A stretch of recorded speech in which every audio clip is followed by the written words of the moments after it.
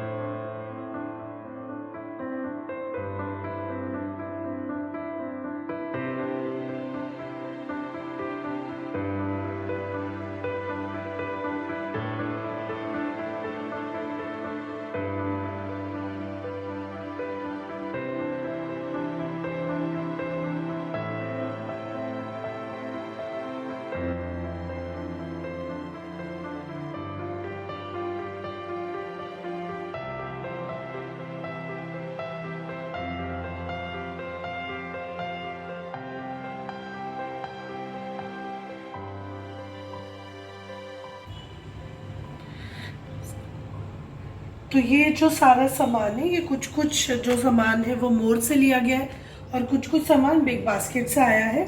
आधा सामान जो फ्रोज़न वाला था वो मैं फ्रिज में रख चुकी हूँ, मैं आपको बता दूँगी। सो ये सबसे पहले जो मैंने मोर से लिया था वो है आपका वाटरमेलन सीड्स और चिरौंजी एंड पम्पकिन सीड्स। आपको पता ही है कि ये चीज़ें आजकल दूध में डाल के खाने में या वैसे भी बहुत ज़रूरी होती हैं।